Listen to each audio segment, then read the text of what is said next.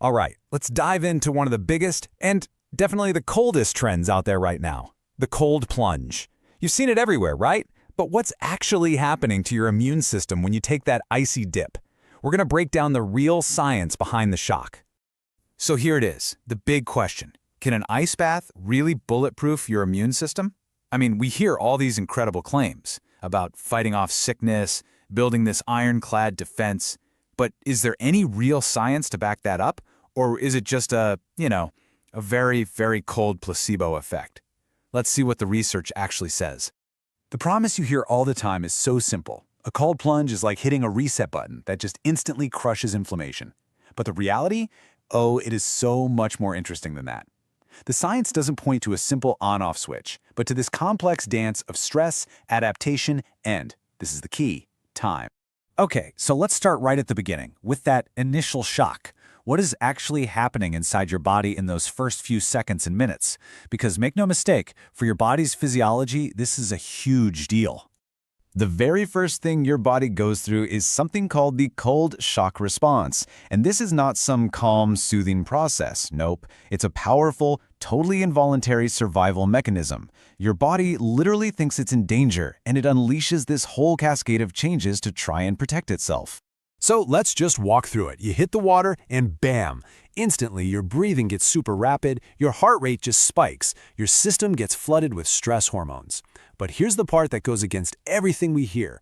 Instead of reducing inflammation, that initial shock actually causes a brief spike in inflammatory markers. Yep, you heard that right, a spike. And this makes one point crystal clear. That first plunge is an acute stressor. Your body is just reacting to what it thinks is a threat. So that popular idea of getting some immediate anti-inflammatory benefit, it just doesn't line up with what's actually happening in your body.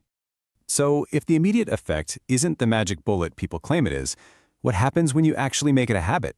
This is where the whole story starts to change. We're shifting from a single shock to the long-term practice of building resilience. This right here, this really gets to the heart of it.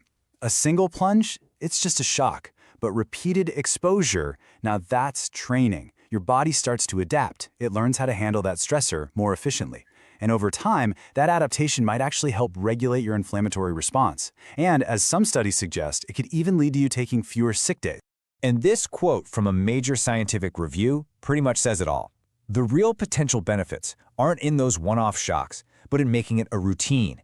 It's that consistent practice that seems to build this kind of general resilience, which might be why some people report calling in sick less often. So how does this training even work? Well, the theory is that by repeatedly introducing this controlled stress, your body just gets better at regulating its own response. It might kind of learn to recalibrate its internal signals, these things called cytokines, and tilt the balance towards being less inflammatory over time. Okay, so we've talked about inflammation, we've talked about resilience. But what about that specific claim of boosting your immune system? This is where the scientific picture gets even more complex and, honestly, a little bit murky. You know, when you actually look at the data, it's kind of a mixed bag. Some studies on repeated ice baths, they found no significant changes in key immune cells.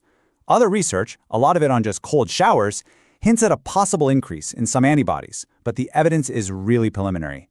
The only thing we can say for sure is that it kicks on the body's stress pathways. So the big takeaway from all that data is pretty clear. There is no strong, consistent scientific evidence for some huge immune boost from cold plunges. It's just not settled science. The promise of a bulletproof immune system, at least for now, is not really backed up by the research. So after looking at the immediate shock, the long-term adaptation, and all that murky immune data, what does this all actually mean for you? If you're thinking about trying this, let's distill it down into the practical takeaways.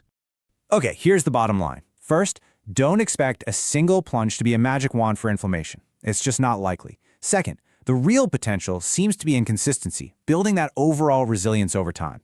Third, the evidence for a major immune system upgrade is frankly pretty weak. And finally, and this is so critical, this is not for everyone. If you have any cardiovascular issues, the risks could seriously outweigh any potential benefits. At the end of the day, the core message is this.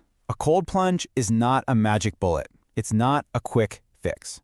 But if you approach it as a consistent practice, it might be a powerful tool for training your body's stress response and building a more general sense of resilience. Which leaves us with one final, and I think fascinating question. Given all the mixed evidence, is the true benefit of the cold plunge really found in the water? Or is it in the discipline it takes to just get in?